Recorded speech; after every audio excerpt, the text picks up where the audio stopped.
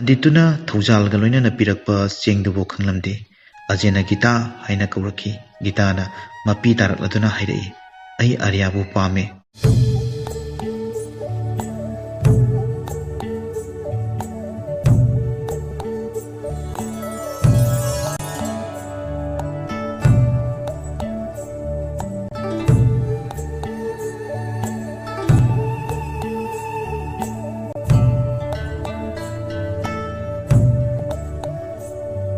Geetha gi mamana Geetha bu unaba laame amadi Geetha da wapum khara hairetlame aidi icham chamba school gi ozani gi isanupi gi tungi afava amadi nangi larik laisu gi waronda natana ahi atopa karimta pamde nangna nangi nungsiba thamada nang aranba thabak tawre haibati nate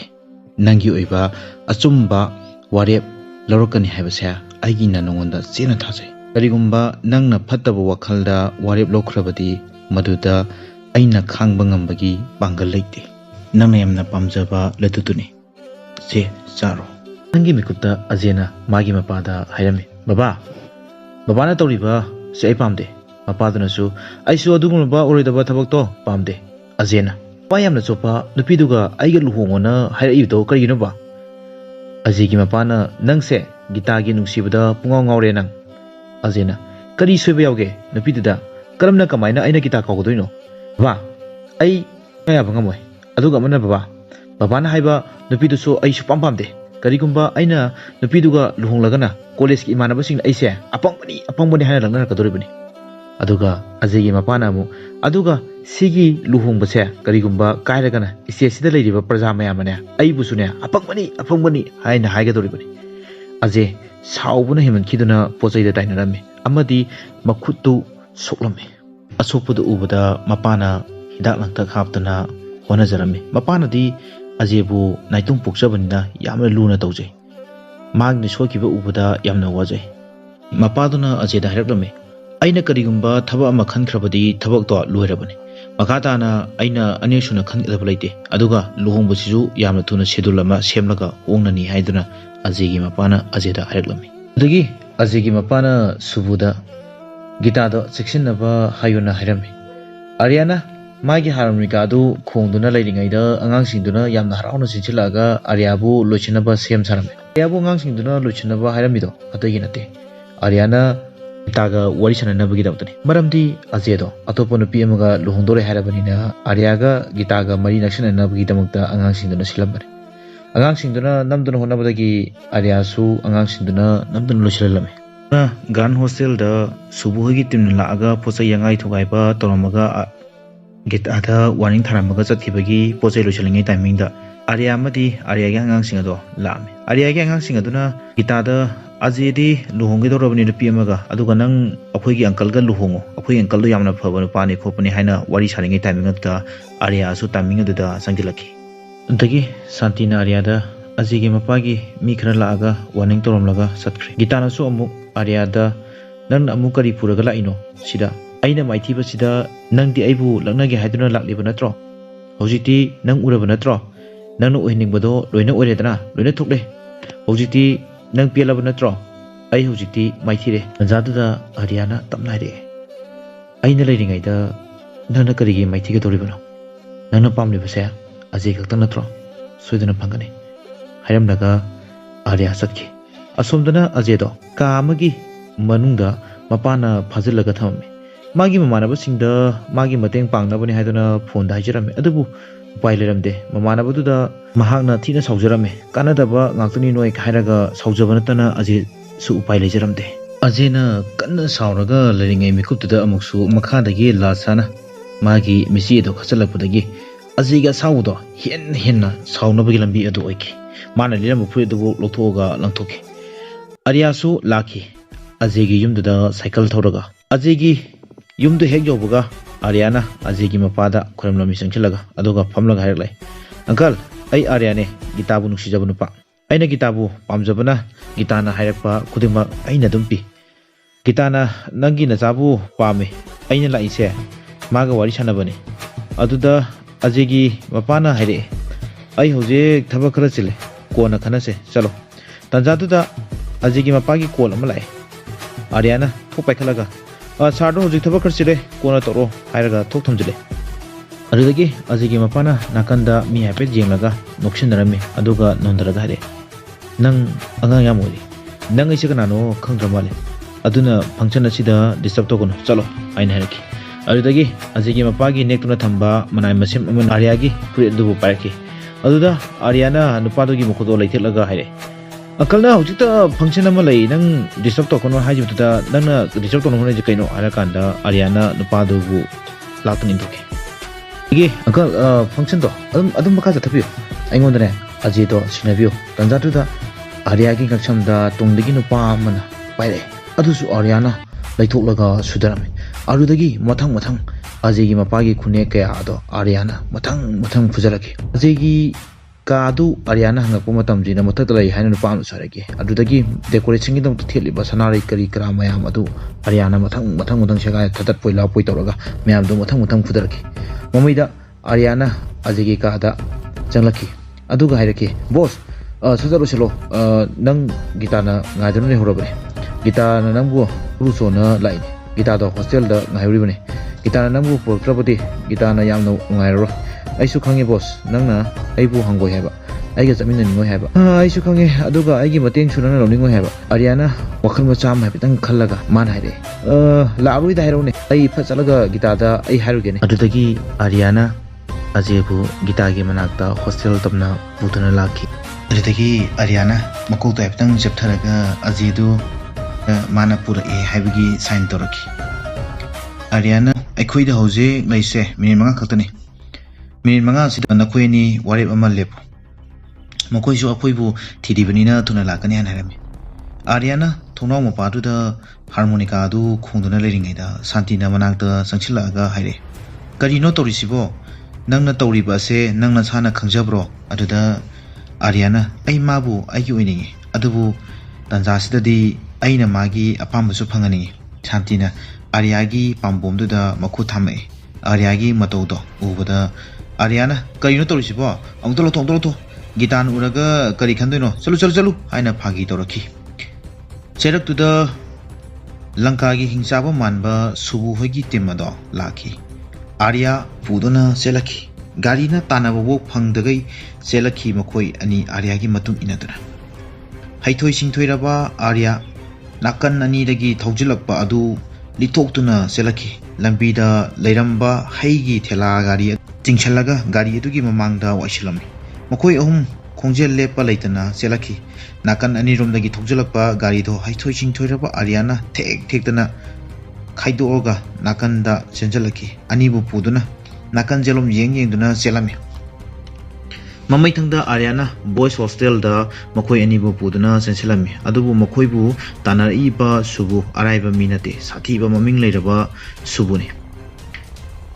subuna paidi ba jot matungi pipe aduna makoi ahum tamna langaki aduga Arya su yamna mising na singba nupani langakliba jotum ado makoi da pandore haiduna magi makhutna moi ani dubu namtharami subu upai leti sets hairawa natana kari chu pai lehodana yengoi Aryana makoi dubu boys hostel amagi building da pukhalaga singkhalaki Aryana selakpa matamda hostel adugi thong sing ado thilaga selkhalaki building dugi matol du yowbaga ngayakti khalami makhoigi lambi leitre haina adubu pa malaba subugi team dusu makhoi manakta tamna changchilaki subuna khali makhoi don magi makhutta tari haina nopet tawje aduga makoi don nalak tawraga yenglaki Arya su karimta chingnaramde furikhawdagi mithai amadum lotholaga thawa isa sadana yamna hauna charami adudagi thangnaba mikupta college tugi satra kayaduna subugi ngaksamna singba singaduda magi satra mayam aduna thang amam thamlaga leirami phana sathirabasu karidi upai le taraga amaga lamba haibaduni asawuna thumat khraba Geetha na ningamdabagi maichak aduga loinana magi makhongna tongpa sampal adu lothoklaga subugi mamaida tharami subugi wawraba mamai aduda Geetha na tharakpa sampal aduda subu mayam mamangda ikaiba amadi chaina adubu khalaga mamaido paiduna lehawi taramna mobile da nupido phangbaga phugayu haina order tawki aduga magi machanupaduna luhonggodoriba mafam jaga sida purakadabani haina su haiki aigi isado thamlaga anidudi lotion khro haina mayamdo da torami Aryana isai sakna gari thauraga laki saklibi sei dusu miyamno sitaba karimnabagi sema khangni lambi duda laklingaida Arya da gari duda yauromnabi mingsel aduna Geethabu yeng dana laami Ajay na amung mingsel do mangonda amung onsilami asumna moi ani mingsel do laithok lachin tawnabadagi Ajay na mingsel do phuktalami sawudagi Ajay gi matawduda Arya di kanna noklami Ajay do zip ado khamu haina Arya da hairakpadagi Arya na khamlami adudagi Ajay na hambamdagi kumdaraga maningda Geethaga phaminarami aduga Arya da maigi driver gum gari do thauro haina makhunna yamna usitana sign toroklami Arya di karimta khalamde ngawdana gari adusu lambi aduda yarakhide upai leitrabada gari dagi kumtharaga Ajay na gari duda makhona kawrami Arya na maningda haiphet jenglaga yamna pakhatpa mami amakha ki aduga kana senki adudagi Ajay amasung Geetha su Arya gi matung inaduna senki awaba amata khanglamdana train gi dabadabu makhoi kanna senki makhoi sienba leplamde train station dubu chelaklaga train duda kakhatlakuna phamlaba matamda Ajay na hanglaki makhoina khuida tanarakpra haina aduda Aryana tanarakteda adubu aikhoina chelaktrabudi makhoina pharamgani aduna aikhoina phangdanaba chelakpani adui mathakta aikhoi ani di lamjen gi ikrak inariba champion idana sumaina seladi aikhoi ani gi practice su ehoredana kamdauge aigi idea sibo haina hairaki adagi Geetha na nangi sajali chasibu sungong mak honglaroidro asumaina sum tawlei sibo Aryana Geetha da ngangliba do taningdi haibadona manako do minsilami Geetha di adumak makha taraga nangna aikhoibu sumaina tawraga sum olibase karigino haina hairaki Geetha na ngangliba do Arya dadi nadabu hapiramde adudagi Ajay na Geetha adu puraga atopa sit amada phamnunaba satki subu hogi timsu asum tanarakpana Arya hoina thorokpa gari dugi manak yoksilakami engine adu saraga leirami saraga leiriba engine adugi mathaktagi mahakna mekhet ama lotholaga khetlaga surupok thakki yamna satibagi matawni uliba subuna surup adu thakna yenglingaida adudagi makhoina train ama lakpado makhoina soidana train aduda tonglamlani khanbadagi train adu tanaraki Aryana train manungda sakmayom ama puduna lae aduga boss karigino nangna sigumba mata leijese kaigino Geetha do saklamloni adudagi Ajay na aidi kadawugino nangina taw tamdurino nangina taw aina kadawugi tamudurino haina hanaki adudagi Aryana Geetha di saklamna luramlani aduga nangna sidaida suruka thak leidana karamba labano nangbo haina hanaki Ajay na ahenba na taw ulakano chalo haraki ana wakalam haifet khallaga haire o nangsi pirarui da banatro adudi aina oina piroge Geetha haina haraki adudagi Arya gi sakmayom adubu mullaga puki Geetha gi manakta tamna Ajay na Geetha se sasalo Geetha na ai chaningde Ajay na amu yuktagi nang karimta jaba sunatana haina hairaki Geetha na nang amaduna tharai uramgani ne aina charoi habaduda thokibani adudagi Aryana kaidorage boss nangna pijabado su chaw yadrabro haise hairakpadagi Arya gi wahaido tabada Geetha na chalukto fatmulaga saki haibadi Arya da sinaba amagi matogum ulaga Ajay na di Arya da tu khanglabra sakre yengo haibagi ingitto tawraki adubu Aryana di nokphe tawjaki Geetha gi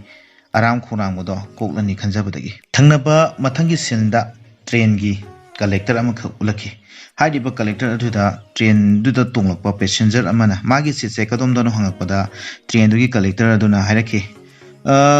nangi city toilet ne aduna toilet ona chalu haina phagi tawrami yamna phagi heiba train collector ne ticket collect oriba nupa do yamna phagi pamjaba amaki manungda mahaksu amane na lobe mana nimaki ticket sing do collect tawduna leiringai da Arya duna prop laga ai khangbro haina hanglami khangde haina khumai Aryana adu oiradi phare haramlaga chatki asumna ticket collector dusu phagi yamna pamjaba nupane anopa mise mana yamna pamjai even karingu matamda mabu nohon bangamba mising da bokta mahakse ticket se free da bokta dumak tonghan banu pa amakhang mathangi sinda Geetha amadi Ajay wari sanaduna phamlami aduda Aryana ai lae noi sidi ai singa haktang udabada hekta wakhanje nungai taba hekta torami se si chaw se hairami ngaihakhtang leibaga ticket khumba nupado adusu Arya hoida laame aduga ticket piro hairame aduda Arya na karigi ticket no nang na hai sibu nang ai khangdro haina hanglaki aduda collector aduna khangte hairame adudagi Arya na ngaktangi mamangda ai khangbra hangambado aine adudagi collector aduna wakhalama khalaga magi se aingonda kok sanaribani masi para ama tambidabadi yararoi khanghange khangni ngasidi ai para ama khak tambige haina khalame adudagi nangi ming kari kawi haina hangbada Arya haina haire kari thabak tawi nungsibagi thabak tawi haina hairaki haish amuksu magi se nachila ine aduga nupi sina kanano Arya na aigi nungsibani aduga nupa sina kanano Arya na nupi asigi nungsinabani Arya gi pakhum aduda collector do makok pung ngauki mathangida train duda sa asaba haina nupa ama akhigi lauduna lai garam chai na lauduna laki Geetha di thongnau duda ngatharaga nungsit ki ipom duda nungaina tumlami chayon banu pa aduna makhoigi manakta yorlaba matamda na langanu haibagi ingit tawduna nupi ase tumli haibagi ingit ado chayon banu pa duda haraki adagi chayon banu pa aduna tuminna makhon bau thokdana sai hayamnaga tuminna chatki Arya na di Geetha bu thamoi dagi nungsijabani Geetha bu miku khudingi senajai haiba budi mek sengna takni film asida Lakshmipuram gi train station da Sibu amadi mahagi khongbu team adu yorokhi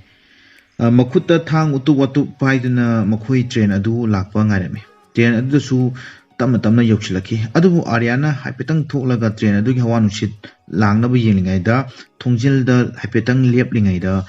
train adu dagi yengakpada Subu hoigi team ado mahangna urame adu dagi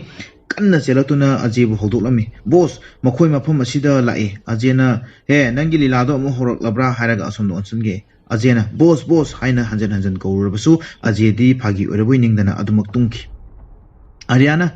upai amma natraga upai amma tawduna yade makhoi bu kandaba yade khanduna upai amma thiram leiriba Geetha busu Arya na akaiba piningde wakhal macha ama khalaga Arya na Geetha gi samphabi adubu lokthoklaga Geetha gi masamado mamai adubu khanjanabagi damakta Geetha gi samlang adubu thadarami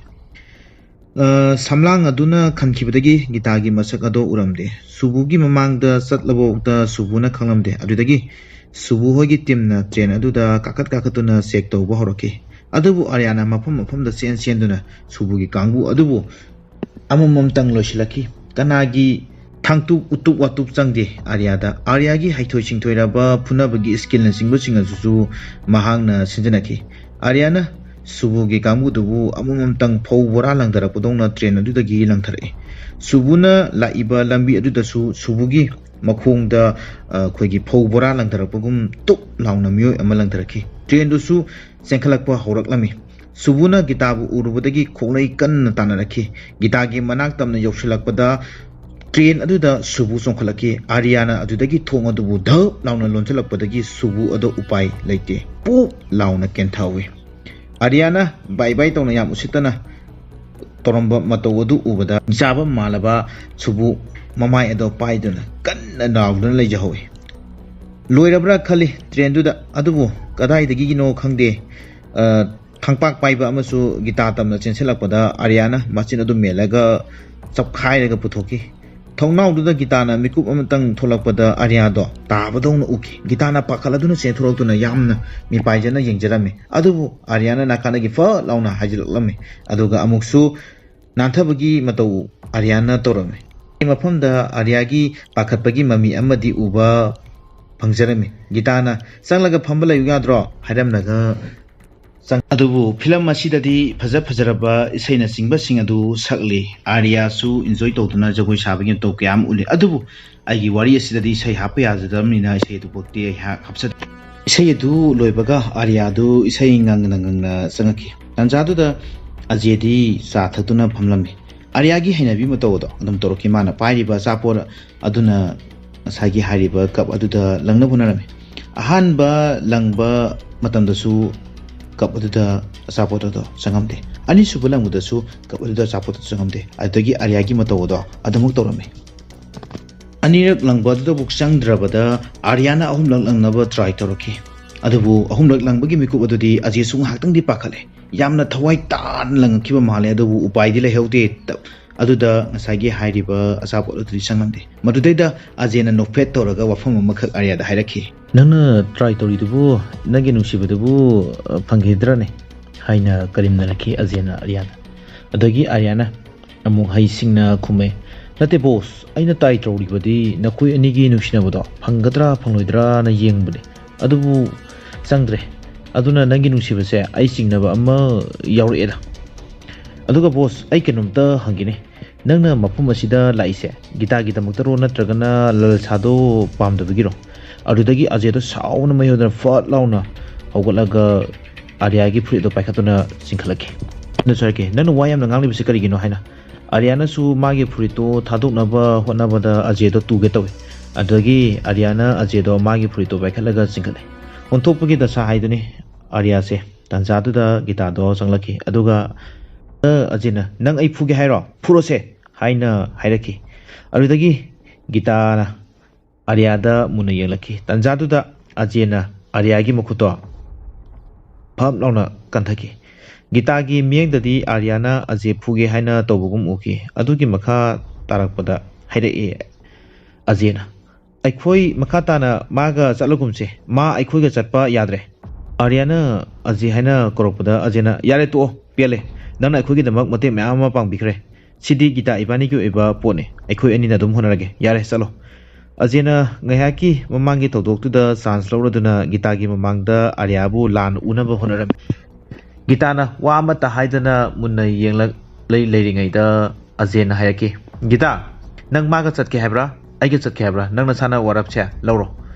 Geetha su yamnadi nungaite Arya gi damakta matam khuding Geetha gi mieng dadi Arya se mamal mara leiba yamna ngausinaba amagum adum ui Arya maithirab lanmi amagum yamna nungaitana mong hadana yamna nungaitabagi mami amada tamna holaktuna satki mathangi senda athengba nungdang amani train dudagi Ajay amadi Geetha kumtharame adudagi makhongna asum amamba lambi duda wari de amata sanadana makhoi ni bag to pairaga lakpada ikhang khangudana fa launa subuna Geetha bu ngakti chaplaga laiki Ajay na karino haina yengduna lai ngaida hingsaba manba subuna haire nangi nafana nangda mapura u hai aduga Geetha sidi aigini hairaga masamdo manam sut launa namki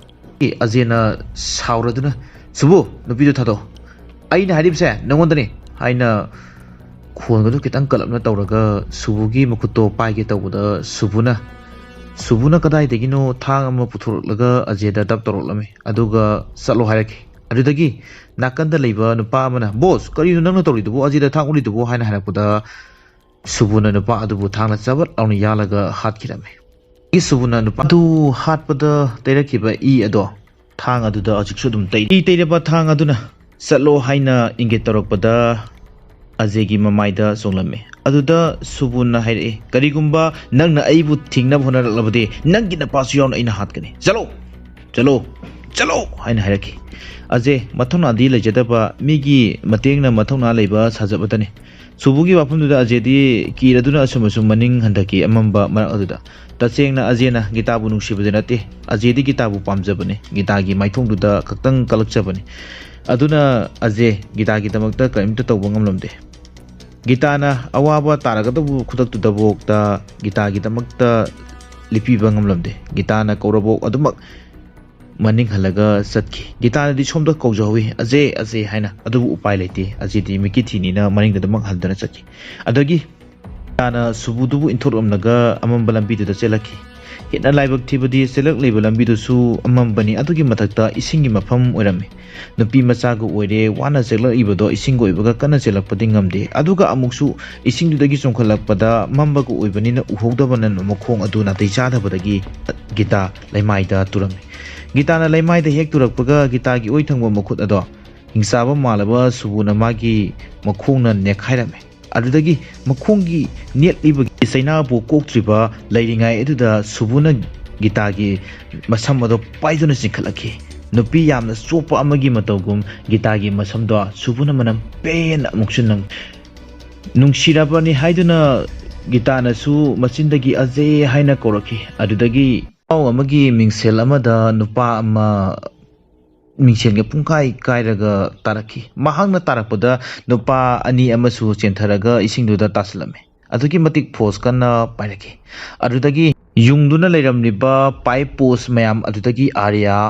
ꯑꯣꯏꯅ ꯊꯣꯛꯂꯛꯈꯤ ꯑꯥꯔꯌꯥꯅ ꯐꯜꯂꯒ ꯆꯪꯂꯛꯂꯒ ꯃꯊꯪ ꯐꯨꯗꯕ ꯍꯧꯔꯛꯈꯤ ꯃꯄꯥꯡꯒꯜ ꯀꯟꯈ꯭ꯔꯕ ꯑꯥꯔꯌꯥꯅꯤ ꯃꯤ ꯑꯅꯤ ꯄꯥꯏꯈꯠꯂꯒ ꯙꯛ ꯂꯥꯎꯅ ꯌꯩꯁꯤꯟꯅꯗꯨꯅ ꯂꯩꯃꯥꯏꯗ ꯊꯥꯗꯈꯤ ꯁꯨꯕꯨꯗꯤ ꯒꯤꯇꯥꯕꯨ ꯊꯥꯗꯣꯛꯂꯝꯗꯦ ꯃꯥꯁꯨ ꯒꯤꯇꯥꯕꯨ ꯂꯥꯜꯂꯛꯇꯨꯗ ꯌꯥꯝꯅ ꯄꯥꯝꯂꯨꯔꯕꯖꯥꯠꯅꯤ ꯅꯨꯡꯁꯤꯕ ꯑꯅꯤꯒꯤ ꯀꯨꯝꯍꯩꯕꯨ ꯂꯣꯏꯗ꯭ꯔꯤꯉꯩ ꯊꯥꯡ ꯇꯦꯜ ꯆꯪꯗꯦ ꯊꯥꯡꯅ ꯐꯂꯂꯥ ꯑꯃ ꯁꯨꯕꯨꯅ ꯍꯥꯏꯗꯨꯅ ꯍꯣꯠꯅꯔꯤ ꯁꯣꯅꯥꯀꯟꯗ ꯃꯈꯨꯠ ꯅꯥꯝꯃ ꯑꯃꯅ ꯒꯤꯇꯥ ꯀꯣꯠꯂꯒ ꯃꯈꯨꯠ ꯅꯥꯝꯃ ꯑꯃꯅ ꯊꯥꯡ ꯍꯥꯏꯗꯨꯅ ꯑꯗꯨꯕꯨ ꯑꯥꯔꯌꯥꯗꯗꯤ ꯆꯪꯉꯝꯗꯦ ꯑꯥꯔꯌꯥꯅ ꯁꯨꯕꯨꯒꯤ ꯃꯈꯨꯠꯇ ꯇꯥꯞ ꯂꯥꯎꯅ ꯐꯥꯔꯒ ꯀꯤꯟꯅ ꯚꯣꯛ ꯂꯥꯎꯅ ꯊꯤꯜꯂꯤ ꯑꯗꯨꯗꯒꯤꯗꯤ ꯀꯣꯜꯂꯒ ꯂꯩꯔꯝꯕ ꯒꯤꯇꯥꯕꯨ ꯊꯥꯗꯣꯔꯛꯈꯤ ꯒ꯭ꯌꯥꯟ ꯉꯥꯎꯔꯗꯨꯅ ꯁꯨꯕꯨ ꯃꯃꯥꯏꯗ ꯈꯨꯄꯥꯛꯅ ꯊꯥꯖꯤꯟꯖꯔꯒ ꯃꯍꯥꯛꯅ ꯑꯃꯨꯛ ꯑꯥꯔꯌꯥꯗ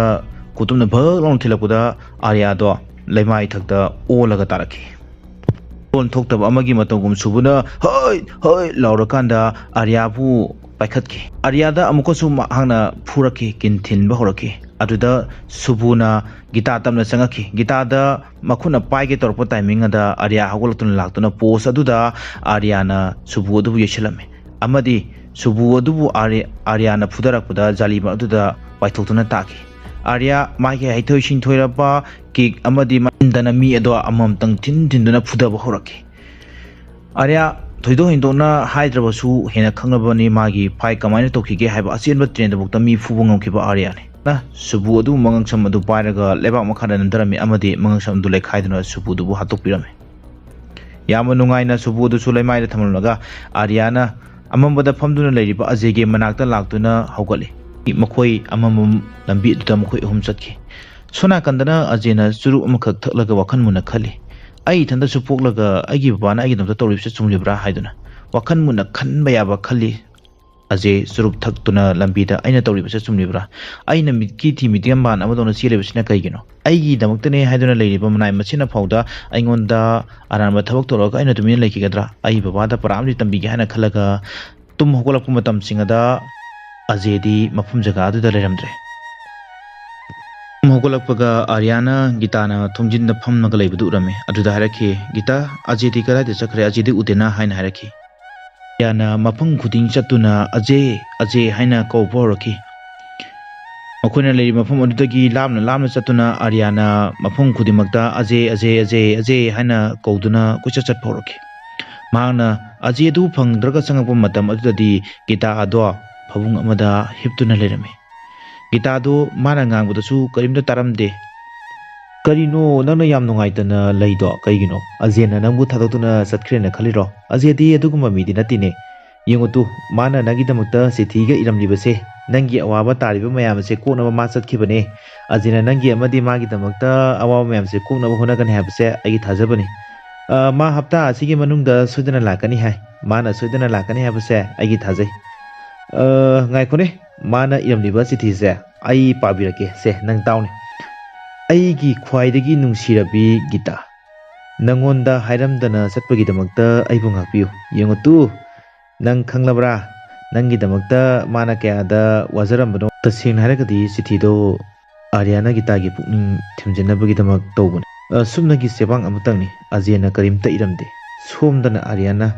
ꯋꯥ ꯍꯥꯏꯕꯗꯁꯨ ꯒꯤꯇꯥꯗꯤ ꯋꯥ ꯑꯃꯇ ꯉꯥꯡꯗꯅ ꯃꯃꯤꯠꯇꯨ ꯎꯏꯁꯤꯜꯂꯦ ꯑꯗꯨꯗꯒꯤ ꯑꯥꯔꯌꯥꯅ ꯀꯩꯗꯧꯔꯒꯦ ꯍꯥꯏꯅ ꯃꯥꯒꯤ ꯃꯔꯥꯏꯕꯛꯇ ꯊꯝꯂꯒ ꯌꯦꯡꯂꯨꯕꯗ ꯃꯁꯥꯗꯣ ꯌꯥꯝꯅ ꯁꯥꯒꯠꯇꯨꯅ ꯂꯩꯔꯝꯃꯤ ꯑꯗꯨꯗꯒꯤ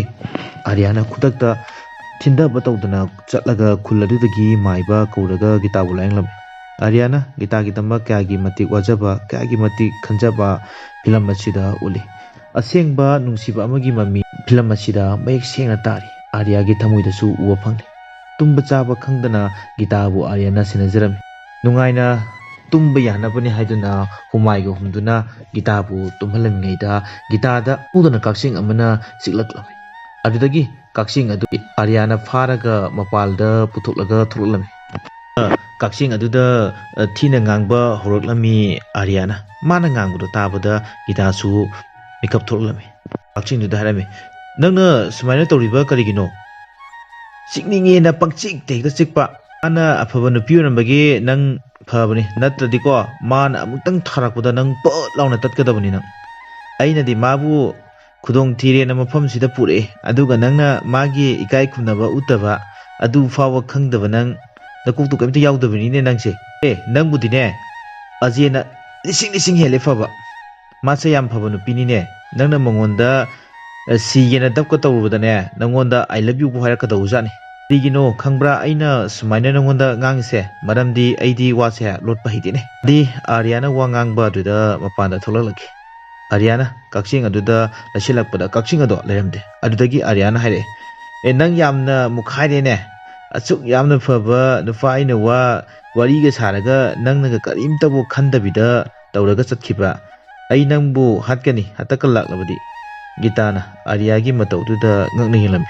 adu ubudagi Aryana haire hujita nangoda chiglakpa kakching ama asida hoi kadaida laikre nangna chaliba nangna amu chiklaklabadi ko hataka chiklaklabadi khangadabani nang asumna nganglingaida Arya gi mukhongda kakching aduna chiklame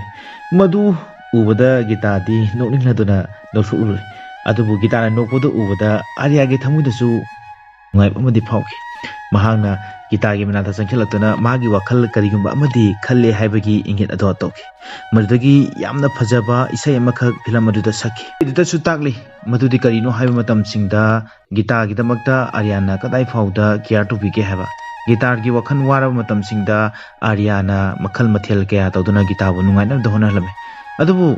tasengna Geetha na Arya khangidabudi nate Arya gi mong matawsing adu Geetha na phatan ugibana maram orakanda Arya da sumna khaki mabu ngopshinan ugiba khaktani adubu Aryana su Geetha gi nungaitana thabak amtadi tawramde Geetha gi nungaina bigi lambi thina bhanabada Arya makhal mathel kaya amakhaksu tawrame asena Geetha na bhek pamli pot khudimaksu Aryana pinaba hona jabagi mami ado isai asida su tari Geetha yamna chamjana horopna maram orakanda karisu khangjadaba nupi amani saktam amasu film asina ule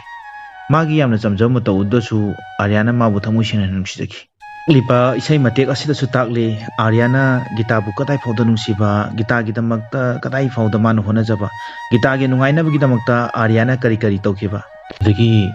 Aryana khoisuk lingaida Geetha na maningdagi nung ama na laknarame adudagi Aryana Geetha da nangse yamna hongle haina hairaki dana kari haiba haina hairaki Aryana nangse ngasi aingonda saudri Geetha na ai karisu hongdeda Aryana aina haise senglabani nang honglabani Geetha na amu nate ai hongde haisini hongde haisini haina angang machadona hairlame adogi Aryana ho che parche hode nang hongde haina hairaki adu oitaragadi aikhoi ani hauji kainoma sanase aduna ngaihak nungaiba oina aikhoi ani character se onthonase adudagi Geetha na nang haise Aryana nangna Arya saro aina Geetha sarage Geetha na hoi ayare haina hairaki adudagi Aryana adudi haurasiko hairaki ta Arya saraga phi marumdagi thulai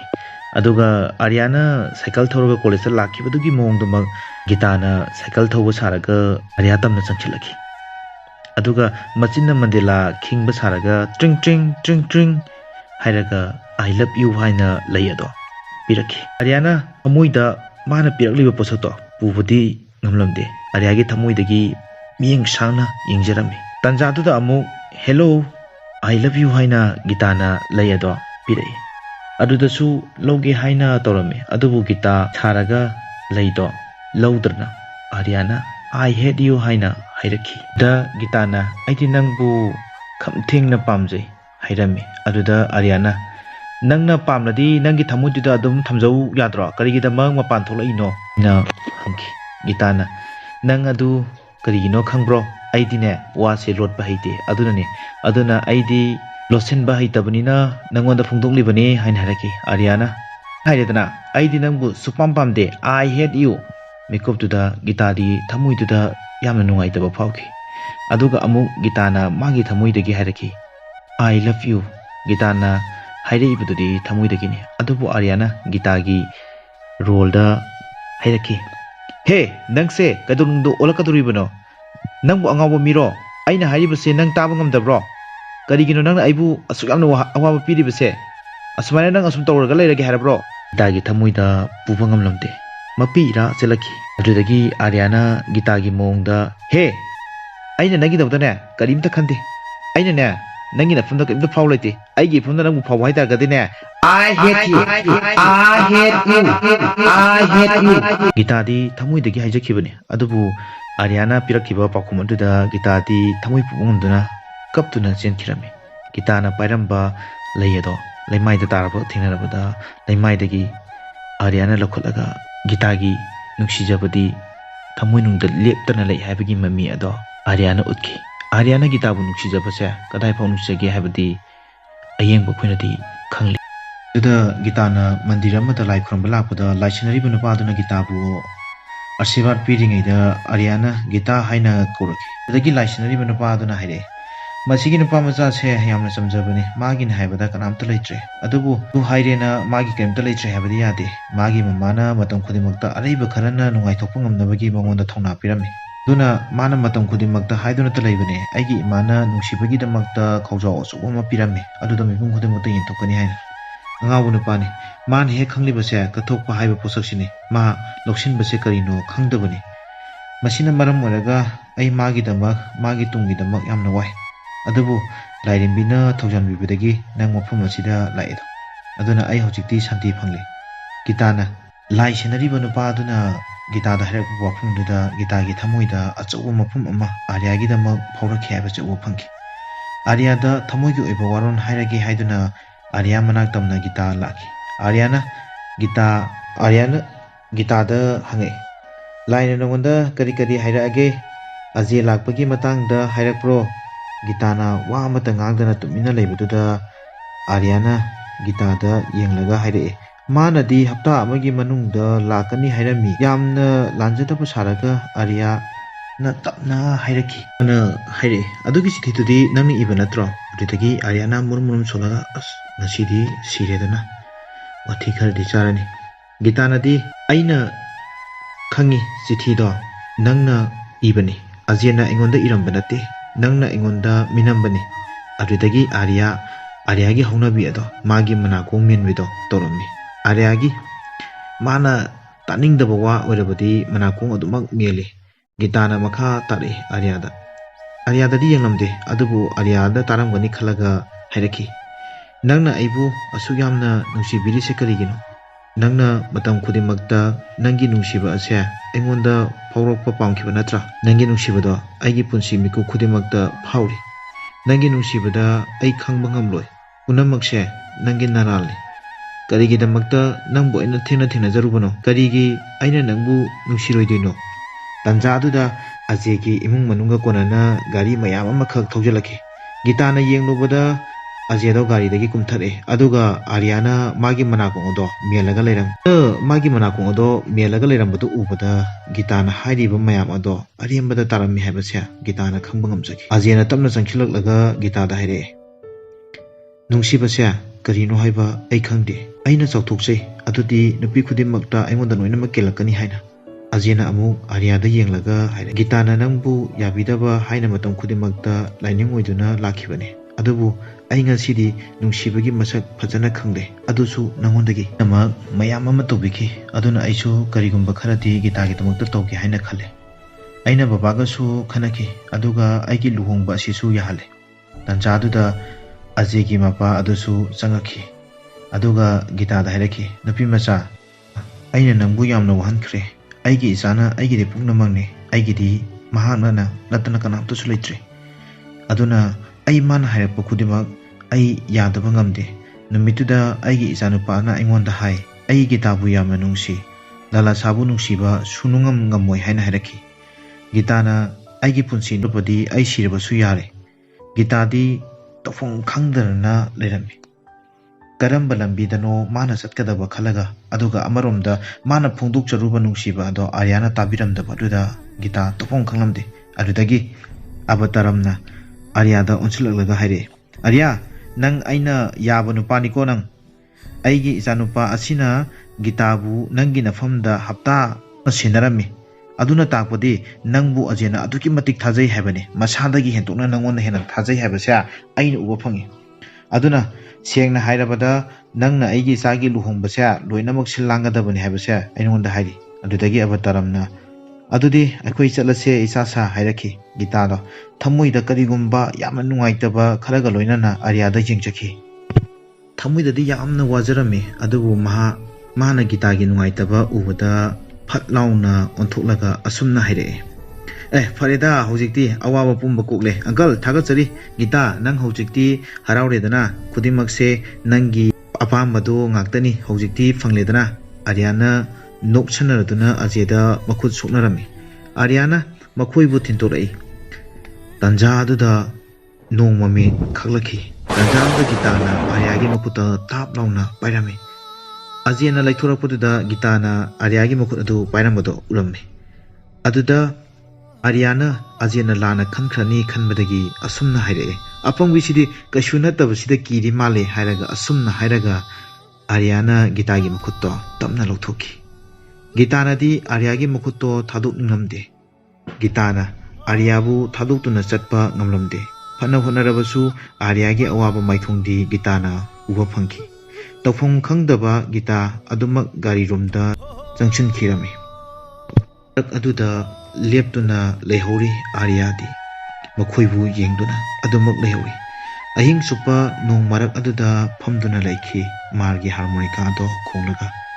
ꯀꯅꯥꯁꯨ ꯂꯩꯇ꯭ꯔꯕ ꯑꯥꯔꯌꯥꯗꯣ ꯅꯥꯏꯇꯣꯝ ꯇꯥꯔꯕ ꯆꯦꯛꯂꯥ ꯑꯃꯒꯨꯝ ꯑꯗꯨꯃꯛ ꯂꯩꯍꯧꯔꯤ ꯀꯔꯝꯕ ꯃꯤꯅꯕꯨ ꯈꯥꯡꯕ ꯉꯝꯒꯅꯤ ꯃꯥꯒꯤ ꯅꯨꯡꯁꯤꯕꯅ ꯑꯇꯣꯞꯄ ꯅꯨꯡꯁꯤꯕ ꯑꯃꯒ ꯆꯠꯈꯤꯕ ꯃꯇꯝꯗ ꯑꯖꯦ ꯑꯃꯗꯤ ꯒꯤꯇꯥꯒꯤ ꯂꯨꯍꯣꯡꯕꯒꯤ ꯃꯐꯝꯗ ꯑꯥꯔꯌꯥꯅ ꯑꯉꯥꯡ ꯑꯃ ꯄꯝꯂꯒ ꯅꯪꯕꯨ ꯅꯣꯏ ꯃꯃꯥ ꯄꯥꯝꯕ꯭ꯔꯣ ꯉꯥꯛꯇꯪ ꯉꯥꯏꯌꯣ ꯅꯪ ꯃꯃꯥꯒꯤ ꯃꯅꯥꯛꯇ ꯊꯤꯟꯕꯤꯒꯦ ꯀꯔꯤꯒꯨꯝꯕ ꯑꯝꯇ ꯍꯪꯖꯒꯦꯕ ꯁꯤꯗ ꯂꯩꯔꯤꯁꯦ ꯑꯁꯣꯝꯒꯤ ꯑꯉꯥꯡ ꯑꯣꯏꯔ ꯃꯥꯅꯤ ꯁꯤꯗ ꯆꯠ ꯂꯩꯔꯝꯃꯤ ꯑꯁꯨꯝꯅ ꯑꯥꯔꯌꯥꯅ ꯑꯖꯦꯒꯤ ꯂꯨꯍꯣꯡꯕꯗꯣ ꯂꯥꯡꯗꯨꯅ ꯀꯟꯅ ꯍꯣꯠꯅꯔꯝꯃꯤ ꯑꯥꯔꯌꯥꯅ ꯇꯧꯔꯤꯕ ꯃꯇꯧ ꯑꯗꯨ ꯎꯕꯗ ꯑꯖꯦꯒꯤ ꯃꯃꯥꯟꯅꯕꯁꯤꯡ ꯑꯗꯣ ꯄꯨꯡꯉꯛ ꯉꯛꯂꯝꯃꯤ ꯁꯣꯝꯗꯅ ꯑꯖꯦ ꯂꯨꯍꯣꯡꯐꯝꯗ ꯐꯝꯗꯨꯅ ꯂꯩꯈ꯭ꯔꯦ ꯑꯁꯣꯝꯗꯅ ꯒꯤꯇꯥꯗꯤ ꯑꯉꯥꯎꯕꯤ ꯑꯃꯒꯨꯝ ꯇꯨꯃꯤꯟꯅ ꯂꯩꯈꯤ ꯋꯥꯈꯜꯗ ꯅꯨꯡꯉꯥꯏꯕ ꯆꯦꯠ ꯑꯃꯠꯇ ꯌꯥꯎꯗꯅ ꯑꯥꯔꯌꯥꯅ ꯁꯤꯜ ꯂꯥꯡꯕꯗꯨ ꯎꯕꯗ ꯁꯥꯟꯇꯤꯅ ꯌꯥꯝꯅ ꯅꯨꯡꯉꯥꯏꯇꯅ ꯂꯩꯔꯝꯃꯤ ꯑꯥꯔꯌꯥꯅ ꯆꯪꯂꯛꯂꯒ ꯍꯦ ꯁꯥꯟꯇꯤ ꯅꯪꯗꯤ ꯁꯤꯗ ꯀꯩꯗꯧꯔꯝꯃꯤꯅꯣ ꯒꯤꯇꯥꯅ ꯃꯅꯨꯡꯗ ꯂꯩꯔꯦ ꯆꯠꯂꯣ ꯃꯥꯒꯤ ꯂꯣꯏꯁꯤꯟꯕꯗꯣ ꯑꯝꯇ ꯌꯥꯎꯃꯤꯟꯅꯔꯨꯁꯣ ꯁꯥꯟꯇꯤꯅ ꯈꯪꯍꯧꯗꯅ ꯑꯥꯔꯌꯥꯗꯨꯗ ꯈꯨꯄꯥꯛꯅ ꯁꯦꯠ ꯂꯥꯎꯅ ꯊꯥꯔꯝꯃꯤ ꯑꯗꯨꯒ ꯍꯥꯏꯔꯛꯑꯦ ꯀꯞꯄꯣ ꯅꯪ ꯍꯧꯖꯤꯛꯇꯤ ꯈꯤꯇꯪꯗꯕꯨ ꯑꯣꯏꯔꯕꯁꯨ ꯀꯞꯄꯣ ꯑꯩ ꯅꯪꯅ ꯀꯞꯄꯗꯣ ꯌꯦꯡꯅꯤꯡꯉꯦ ꯅꯪ ꯑꯋꯥꯕꯗꯣ ꯎꯄꯥꯏ ꯑꯃ ꯇꯧꯔꯒ ꯃꯄꯥꯜꯗ ꯄꯨꯊꯣꯔꯛꯑꯣ ꯅꯪ ꯌꯥꯝꯅ ꯋꯥꯏ ꯍꯥꯏꯕ ꯑꯩꯁꯨ ꯈꯪꯉꯦ ꯑꯗꯨꯕꯨ ꯅꯪ ꯎꯠꯊꯣꯛꯀꯗꯕꯅꯤ ꯃꯥꯒꯤꯗꯃꯛꯇ ꯑꯁꯨꯛ ꯌꯥꯝꯅ ꯀꯞꯂꯤꯕꯗꯣ ꯅꯪꯅ ꯀꯔꯤꯒꯤ ꯃꯉꯣꯟꯗ ꯍꯥꯏꯗ꯭ꯔꯤꯕꯅꯣ ꯁꯥꯟꯇꯤꯅ ꯁꯥꯎꯖꯤꯜꯂꯝꯂꯒ ꯆꯠꯈꯤꯔꯝꯃꯤ ꯑꯥꯔꯌꯥꯒꯤ ꯃꯃꯥꯟꯅꯕ ꯌꯥꯝꯅ ꯂꯨꯅ ꯇꯤꯟꯅꯖꯕ ꯑꯅꯣꯏꯕ ꯑꯗꯨꯁꯨ ꯃꯇꯧ ꯑꯗꯨꯗ ꯋꯥ ꯑꯃꯠꯇ ꯍꯥꯏꯔꯝꯗꯅ ꯃꯥꯒꯤ ꯃꯃꯥꯟꯅꯕꯗꯣ ꯆꯠꯈꯤ ꯃꯥꯒꯤ ꯑꯋꯥꯕꯗꯨꯗꯤ ꯀꯅꯥꯗꯁꯨ ꯎꯠꯂꯝꯗꯦ ꯃꯍꯥꯛ ꯌꯥꯝꯅ ꯋꯥꯔꯕ ꯃꯤꯑꯣꯏ ꯑꯃꯅꯤ ꯒꯤꯇꯥꯅ ꯂꯨꯍꯣꯡꯕꯒꯤ ꯗ꯭ꯔꯦꯁ ꯑꯗꯣ ꯁꯦꯠꯂꯒ ꯃꯊꯛꯇꯒꯤ ꯌꯨꯕꯤ ꯑꯁꯪꯕꯗꯣ ꯄꯥꯏꯔꯒ ꯏꯁꯇꯤꯌꯥꯔꯗꯒꯤ ꯀꯨꯝꯊꯔꯛꯂꯝꯃꯤ ꯇꯞꯅ ꯇꯞꯅ ꯎꯈꯣꯡ ꯑꯗꯨꯗ ꯉꯥꯊꯔꯒ ꯂꯦꯞꯇꯨꯅ ꯂꯩ ꯒꯤꯇꯥꯅ ꯑꯇꯣꯞꯄ ꯀꯅꯥꯗꯁꯨ ꯌꯦꯡꯗꯦ ꯑꯥꯔꯌꯥꯗ ꯌꯦꯡꯂꯒ ꯂꯥꯛꯈꯤ ꯑꯗꯨꯕꯨ ꯑꯥꯔꯌꯥꯒꯤ ꯃꯄꯥ ꯌꯧꯔꯛꯄꯗ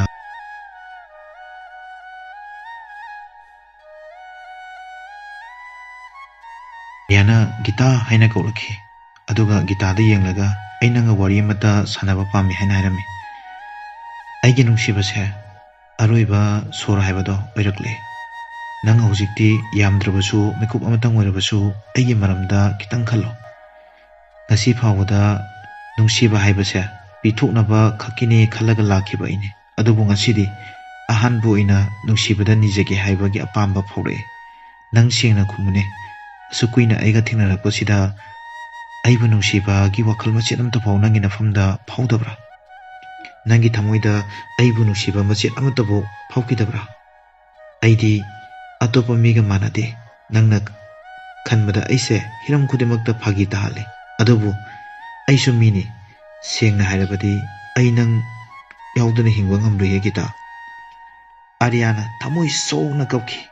ꯑꯥꯔꯌꯥꯒꯤ ꯃꯇꯧꯗꯨ ꯎꯕꯗ ꯒꯤꯇꯥꯒꯤ ꯃꯤꯠꯂꯨꯗꯒꯤ ꯄꯤꯒꯤ ꯏꯔꯥ ꯍꯧꯔꯛꯈꯤ ꯑꯗꯨꯕꯨ ꯐꯥꯒꯤ ꯍꯩꯕ ꯑꯥꯔꯌꯥꯅꯤ ꯃꯥꯅ ꯃꯥꯒꯤ ꯑꯋꯥꯕꯗꯣ ꯈꯪꯖꯤꯜꯂꯒ ꯅꯣꯛꯁꯤꯟꯅꯗꯨꯅ ꯃꯥꯒꯤ ꯑꯋꯥꯕꯗꯣ ꯃꯩꯆꯥꯛ ꯑꯗꯨ ꯕ꯭ꯔꯣ ꯅꯪ ꯑꯩꯅ ꯊꯥꯖꯕ꯭ꯔꯣ ꯍꯦ ꯗꯣꯂꯤ ꯒꯤꯇꯥꯁꯦ ꯑꯁꯦꯡꯕ ꯑꯣꯏꯅ ꯈꯟꯈ꯭ꯔꯦ ꯌꯦꯡꯉꯨꯅꯦ ꯍꯥꯏꯗꯨꯅ ꯂꯦꯞꯇꯨꯅ ꯂꯩꯔꯤꯕ ꯃꯃꯥꯟꯅꯕꯤꯗꯨꯗ ꯍꯥꯏꯔꯝꯃꯤ ꯑꯥꯔꯌꯥꯅ ꯅꯣꯛꯅ ꯅꯣꯛꯅ ꯅꯣꯛꯅꯤꯡꯗꯕ ꯃꯍꯥꯛꯅ ꯅꯣꯛꯅꯕ ꯁꯥꯔꯒ ꯃꯥꯒꯤ ꯑꯋꯥꯕꯗꯣ ꯂꯣꯠꯁꯤꯟꯅꯕ ꯍꯣꯠꯅꯔꯝꯃꯤ꯫ ꯍꯥ ꯍꯥ ꯍꯥ, ꯃꯃꯥꯏꯒꯁꯦ ꯌꯦꯡꯉꯨꯅꯦ, ꯍꯦꯟꯖꯤꯟꯅꯒ ꯈꯟꯖꯜꯂꯤ ꯃꯥꯅꯦ꯫ ꯑꯗꯨꯗꯒꯤ ꯑꯥꯔꯌꯥꯅ ꯐꯨꯔꯤꯠꯈꯥꯎꯗꯒꯤ ꯑꯉꯥꯡꯕ ꯃꯆꯨꯒꯤ ꯔꯣꯁ ꯑꯃ ꯄꯨꯊꯣꯔꯛꯂꯒ ꯋꯤꯁ U a happy married life ꯍꯥꯏꯔꯝꯃꯤ꯫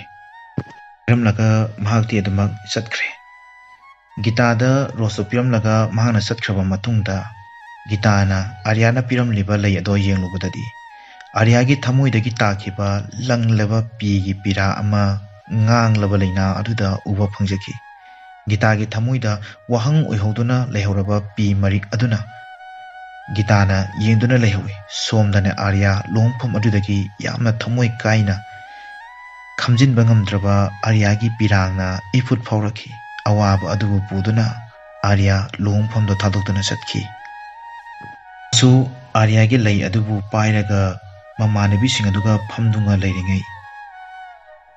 ꯑꯥꯔꯌꯥꯒꯤ ꯑꯉꯥꯡ ꯃꯌꯥꯝ ꯑꯗꯣ ꯒꯤꯐ ꯑꯃ ꯄꯨꯗꯨꯅ ꯂꯥꯛꯈꯤ꯫ ꯋꯤꯁ ꯌꯨ ꯑꯟꯇꯤ ꯍꯦꯄꯤ ꯃꯦꯔꯤꯠ ꯂꯥꯏꯐ ꯍꯥꯏꯔꯒ ꯈꯨꯗꯣꯜ ꯑꯗꯣ ꯄꯤꯔꯝꯃꯤ꯫ ꯊꯤꯟꯗꯕ ꯇꯧꯗꯅ ꯒꯤꯇꯥꯅ ꯒꯤꯐ ꯑꯗꯣ ꯆꯦꯔꯪ ꯑꯗꯨꯕꯨ ꯁꯦꯠꯇꯣꯛꯂꯒ ꯌꯦꯡꯂꯨꯕꯗ ꯑꯍꯥꯟꯕ ꯁꯃꯨꯗ꯭ꯔꯗ ꯈꯣꯡꯕꯥꯟꯗ ꯊꯦꯡꯅꯖꯈꯤꯕ ꯗꯥꯏꯔꯤ ꯑꯃꯗ ꯏꯔꯝꯕ ꯁꯩꯔꯦꯡ ꯑꯗꯣ ꯌꯥꯎꯔꯝꯃꯤ꯫ ꯋꯥꯍꯣꯡ ꯃꯇꯨ ꯑꯗꯨꯒ ꯀꯣꯟꯅꯅ ꯃꯗꯨꯗꯁꯨ ꯅꯠꯇꯦ, ꯒꯤꯇꯥꯒꯤ ꯃꯈꯣꯡꯗ ꯁꯤꯔꯛꯄ ꯈꯣꯡꯒꯤ ꯄꯥꯏꯌꯦꯜ ꯑꯗꯨꯁꯨ ꯌꯥꯎꯔꯝꯈꯤ꯫ ꯒꯤꯇꯥꯅ ꯄꯥꯏꯌꯦꯜ ꯑꯗꯨꯕꯨ ꯊꯥꯡꯒꯠꯇꯨꯅ ꯌꯥꯝꯅ ꯉꯛꯅ ꯌꯦꯡꯂꯝꯃꯤ꯫ ꯑꯗꯨꯗ ꯑꯉꯥꯡ ꯅꯨꯄꯥ ꯑꯃꯅ ꯍꯪꯉꯛꯏ, ꯑꯟꯇꯤ, ꯁꯤꯒꯤ ꯄꯥꯏꯌꯦꯜꯁꯦ ꯀꯩꯅꯥꯀꯨꯃꯥꯔꯤꯒꯤ ꯁꯃꯨꯗ꯭ꯔꯗ ꯇꯥꯈꯤꯕꯗꯣ ꯅꯠꯇ꯭ꯔꯥ ꯑꯟꯇꯤꯒꯤꯗꯣ? ꯑꯗꯨꯗꯒꯤ ꯒꯤꯇꯥꯅ ꯍꯧꯈ꯭ꯔꯕ ꯋꯥꯔꯤ ꯑꯗꯨꯕꯨ ꯅꯤꯡꯁꯤꯡꯂꯝꯃꯤ ꯄꯥꯏꯌꯦꯜ ꯑꯗꯣ ꯌꯦꯡꯂꯒ꯫ ꯍꯧꯈ꯭ꯔꯕ ꯀꯌꯥ ꯑꯗꯨꯕꯨ ꯅꯤꯡꯁꯤꯡꯂꯨꯕꯗꯒꯤ ꯒꯤꯇꯥꯒꯤ ꯃꯤꯠꯇꯒꯤ ꯄꯤ ꯁꯤꯟꯊꯔꯛꯈꯤ꯫ ꯁꯣꯝꯗꯅ ꯒꯤꯇꯥꯗꯣ ꯀꯨꯝꯊꯔꯛꯇ꯭ꯔꯦ, ꯊꯣꯛꯂꯛꯇ꯭ꯔꯦ ꯍꯥꯏꯗꯨꯅ ꯒꯤꯇꯥꯒꯤ ꯃꯃꯥꯅ ꯃꯂꯥꯊꯤꯗ ꯍꯥꯏꯔꯝꯃꯤ꯫ ꯎꯅꯕꯒꯤꯗꯃꯛꯇ ꯒꯤꯇꯥ ꯊꯣꯛꯂꯛꯇꯨꯅ ꯑꯖꯌꯒꯤ ꯃꯅꯥꯛꯇ ꯐꯝꯂꯝꯃꯤ꯫ ꯑꯖꯌꯗꯤ ꯌꯥꯝꯅ ꯅꯨꯡꯉꯥꯏꯖꯈꯤ, ꯑꯗꯨꯕꯨ ꯒꯤꯇꯥꯒꯤꯅ ꯃꯤꯂꯨ ꯏꯔꯥ꯫ ꯃꯍꯥꯛꯅ ꯐꯝꯅ ꯐꯝꯅ ꯑꯥꯔꯌꯥꯕꯨ ꯅꯤꯡꯁꯤꯡꯖꯔꯝꯃꯤ꯫ ꯃꯥꯅ ꯑꯥꯔꯌꯥꯒꯤ ꯃꯐꯝꯗ ꯇꯧꯈꯤꯕꯁꯤꯡ ꯑꯃꯗꯤ ꯑꯥꯔꯌꯥꯅ ꯃꯥꯒꯤꯗꯃꯛꯇ ꯇꯧꯈꯤꯕꯁꯤꯡ ꯂꯣꯏꯅꯃꯛ ꯅꯤꯡꯁꯤꯡꯗꯨꯅ ꯃꯪꯗꯨꯅ ꯐꯝꯂꯒ ꯂꯩꯈꯤ꯫ ꯄꯟꯗꯤꯠꯇꯨꯅ ꯊꯧꯖꯥꯜꯒ ꯂꯣꯏꯅꯅ ꯄꯤꯔꯛꯄ ꯆꯦꯡꯗꯨꯕꯨ ꯈꯪꯂꯝꯗꯦ꯫ ꯑꯖꯌꯅ ꯒꯤꯇꯥ ꯍꯥꯏꯅ ꯀꯧꯔꯛꯈꯤ꯫ ꯒꯤꯇꯥꯅ ꯃꯄꯤ ꯇꯥꯔꯛꯂꯗꯨꯅ ꯍꯥꯏꯔꯛꯏ, ꯑꯩ ꯑꯥꯔꯌꯥꯕꯨ ꯄꯥꯝꯃꯦ꯫ ꯈꯥꯝꯕ ꯉꯝꯗ꯭ꯔꯕ ꯃꯅꯤꯡ ꯇꯝꯅ ꯒꯤꯇꯥꯒꯤ ꯃꯤꯠꯂꯨꯒꯤ ꯄꯤꯔꯥꯡ ꯑꯗꯣ ꯏꯍꯧꯔꯛꯈꯤ꯫ ꯃꯌꯥꯝꯅ ꯉꯛꯇꯨꯅ ꯌꯦꯡꯂꯤꯉꯩꯗ ꯒꯤꯇꯥꯅ ꯂꯨꯍꯣꯡꯐꯝ ꯑꯗꯨꯗꯒꯤ ꯆꯦꯟꯊꯣꯛꯈꯤ꯫ ꯃꯤꯄꯨꯝ ꯈꯨꯗꯤꯡꯃꯛ ꯒꯤꯇꯥꯕꯨ ꯌꯦꯡꯗꯨꯅ ꯂꯩꯍꯧꯏ꯫ ꯒꯤꯇꯥꯅ ꯑꯥꯔꯌꯥꯒꯤ ꯃꯅꯥꯛꯇ ꯇꯝꯅ ꯃꯄꯤ ꯇꯩꯊꯣꯛꯇꯨꯅ ꯆꯦꯜꯂꯛꯈꯤ꯫ ꯑꯥꯔꯌꯥ ꯌꯥꯝꯅ ꯅꯤꯡꯉꯝꯗꯕ ꯃꯥꯒꯤ ꯍꯥꯔꯃꯣꯅꯤꯀꯥ ꯑꯗꯣ ꯈꯣꯡꯗꯨꯅ ꯐꯝꯂꯒ ꯂꯩꯔꯝꯃꯤ꯫ ꯒꯤꯇꯥꯅ ꯀꯞꯂꯗꯨꯅ ꯋꯥꯗꯤ ꯑꯃꯠꯇ ꯍꯥꯏꯗꯅ ꯂꯩꯕ ꯑꯗꯨꯗ ꯑꯥꯔꯌꯥꯁꯨ ꯉꯛꯄꯣꯏ ꯀꯩꯕꯣꯏ ꯍꯧꯒꯠꯂꯛꯈꯤ꯫ ꯑꯥꯔꯌꯥꯗꯤ ꯄꯨꯡꯉꯛ ꯉꯛꯈꯤ꯫ ꯑꯥꯔꯌꯥꯁꯨ ꯃꯄꯤꯇꯅ ꯆꯣꯠꯂꯝꯃꯤ꯫ ꯑꯗꯨꯗꯒꯤ ꯀꯞꯅ ꯀꯞꯅ ꯍꯥꯏꯔꯛꯏ ꯒꯤꯇꯥꯅ, ꯑꯩꯈꯣꯏ ꯑꯅꯤ ꯀꯦꯔꯦꯛꯇꯔ ꯑꯁꯦ ꯉꯥꯏꯍꯥꯛꯇꯪ ꯎꯅꯁꯦ, ꯅꯪꯅ ꯒꯤꯇꯥ, ꯑꯩꯅ ꯑꯥꯔꯌꯥ ꯍꯥꯏꯅ꯫ ꯑꯥꯔꯌꯥꯅ ꯃꯄꯤꯗꯣ ꯃꯈꯨꯠꯅ ꯇꯩꯊꯣꯛꯑꯦ, ꯑꯗꯨꯒ ꯃꯄꯤ ꯅꯠꯇꯦ ꯅꯣꯡꯅꯤ ꯍꯥꯏꯗꯨꯅ ꯃꯊꯛꯇ ꯈꯨꯗꯣꯝꯕꯤꯅ ꯊꯤꯜꯂꯦ꯫ ꯑꯗꯨꯗꯒꯤ ꯒꯤꯇꯥꯅ ꯑꯥꯔꯌꯥꯗ ꯅꯆꯤꯟ ꯊꯤꯒꯅꯨ ꯍꯥꯏꯔꯒ ꯇꯧꯔꯤꯕ ꯏꯪꯒꯤꯠ ꯑꯗꯨꯒ ꯂꯣꯏꯅꯅ ꯆꯦꯠ ꯑꯣꯟꯖꯔꯝꯃꯤ꯫ ꯃꯈꯣꯏ ꯑꯅꯤ ꯀꯔꯤꯒꯨꯝꯕ ꯄꯣꯠ ꯃꯇꯝ ꯀꯨꯏꯅꯗꯒꯤ ꯐꯪꯉꯨꯗ꯭ꯔꯕ ꯄꯣꯠ ꯑꯃ ꯐꯪꯕꯒꯤ ꯁ꯭ꯇꯥꯏꯜꯗ ꯊꯥꯗꯣꯛꯅꯔꯝꯗꯦ꯫ ꯑꯥꯔꯌꯥꯅ ꯒꯤꯇꯥꯕꯨ ꯀꯣꯟꯅ ꯃꯥꯅ ꯄꯥꯏꯔꯤꯕ ꯅꯨꯡ ꯑꯗꯨꯅ ꯆꯥꯒꯤ ꯀꯞ ꯑꯗꯨꯗ ꯅꯨꯡ ꯑꯗꯣ ꯂꯪꯉꯛꯄꯗ ꯅꯨꯡ ꯑꯗꯣ ꯆꯪꯈꯤꯔꯝꯃꯤ ꯈꯪꯍꯧꯗꯅ꯫ ꯃꯗꯨꯗꯒꯤ ꯒꯤꯇꯥꯕꯨ ꯃꯍꯥꯛꯅ ꯆꯦꯠ ꯀꯣꯟꯕ ꯑꯗꯣ ꯍꯦꯟꯈꯤꯔꯝꯃꯤ꯫ ꯁꯦꯡꯅ ꯋꯥꯔꯤ ꯑꯁꯤꯅꯁꯨ ꯇꯥꯛꯂꯤ, ꯅꯨꯡꯁꯤꯕ ꯍꯥꯏꯕꯁꯦ ꯊꯃꯣꯏꯒꯤꯅꯤ꯫ ꯅꯨꯡꯁꯤꯕ ꯑꯃꯒꯤꯗꯃꯛꯇ ꯅꯨꯡꯁꯤꯕ ꯑꯃꯅ ꯊꯃꯣꯏ ꯁꯦꯡꯅ ꯍꯣꯠꯅꯔꯕꯗꯤ ꯅꯨꯡꯁꯤꯖꯒꯗꯧꯔꯤꯕ ꯃꯍꯥꯛ ꯑꯗꯨꯅꯁꯨ ꯅꯨꯡꯁꯤꯖꯔꯤꯕ ꯃꯍꯥꯛ ꯑꯗꯨꯕꯨ ꯅꯨꯡꯁꯤꯖꯔꯦ ꯍꯥꯏꯕꯁꯦ ꯎꯠꯂꯤ꯫ ꯅꯨꯡꯁꯤꯕꯒꯤ ꯃꯐꯝꯗ ꯀꯔꯤꯁꯨ ꯂꯩꯇꯦ, ꯑꯁꯦꯡꯕ ꯊꯃꯣꯏꯗꯨꯅꯤ ꯍꯥꯏꯕ ꯎꯠꯂꯤꯕ ꯐꯤꯂꯝ ꯑꯃꯈꯛꯅꯤ꯫ ꯃꯌꯥꯝꯅ ꯋꯥꯔꯤ ꯑꯁꯤꯕꯨ ꯅꯨꯡꯉꯥꯏꯕꯤꯔꯕꯗꯤ ꯂꯥꯏꯛ, ꯁꯤꯌꯔ, ꯁꯕꯁꯀ꯭ꯔꯥꯏꯕꯅꯆꯤꯡꯕꯁꯤꯡ ꯑꯗꯨꯁꯨ ꯇꯧꯁꯤꯟꯕꯤꯔꯝꯃꯨ꯫ ꯃꯌꯥꯝꯒꯤꯗꯃꯛꯇ ꯃꯇꯨꯡ ꯇꯥꯕꯗ ꯋꯥꯔꯤ ꯀꯌꯥ ꯄꯨꯗꯨꯅ ꯂꯥꯛꯆꯒꯦ꯫ ꯑꯗꯨꯒ ꯑꯩꯅ ꯂꯤꯖꯔꯤꯕ ꯋꯥꯔꯤ ꯑꯁꯤꯗ ꯃ꯭ꯌꯨꯖꯤꯛꯀꯤ ꯃꯇꯦꯡ ꯆꯥꯎꯅ ꯊꯧ ꯄꯥꯡꯕꯤꯔꯤꯕ ꯑꯩꯒꯤ ꯏꯌꯥꯝꯕ ꯈꯣꯝꯗꯣꯜꯕꯨ ꯍꯥꯏꯅꯤꯡꯉꯥꯏ ꯂꯩꯇꯅ ꯊꯥꯒꯠꯆꯔꯤ꯫ ꯑꯗꯨꯒ ꯋꯥꯔꯤ ꯑꯁꯤꯕꯨ ꯇꯥꯕꯤꯔꯤꯕ ꯈ꯭ꯋꯥꯏꯈꯤꯕꯤꯛꯅ ꯏꯌꯥꯝꯕ ꯈꯣꯝꯗꯣꯜ, ꯃꯍꯥꯛꯀꯤ ꯌꯨꯇꯨꯕ ꯆꯦꯅꯦꯜꯗ ꯈꯣꯝꯗꯣꯜ ꯁꯤꯛꯁꯥꯒꯣꯟ ꯍꯥꯏꯅ ꯍꯥꯡꯕꯅꯤ꯫ ꯏꯌꯥꯝꯕ ꯑꯁꯤꯒꯤ ꯆꯦꯅꯦꯜ ꯑꯁꯤꯕꯨꯁꯨ ꯃꯌꯥꯝꯅ ꯃꯤꯀꯨꯞ ꯑꯃꯇꯪ ꯑꯣꯏꯔꯕꯁꯨ ꯁꯞꯄꯣꯔꯠ ꯇꯧꯕꯤꯌꯨ ꯍꯥꯏꯕꯁꯦ ꯃꯌꯥꯝꯒꯤ ꯃꯐꯝꯗ ꯊꯝꯖꯔꯤ, ꯑꯗꯨꯒ ꯃꯌꯥꯝꯕꯨꯁꯨ ꯊꯥꯒꯠꯆꯔꯤ꯫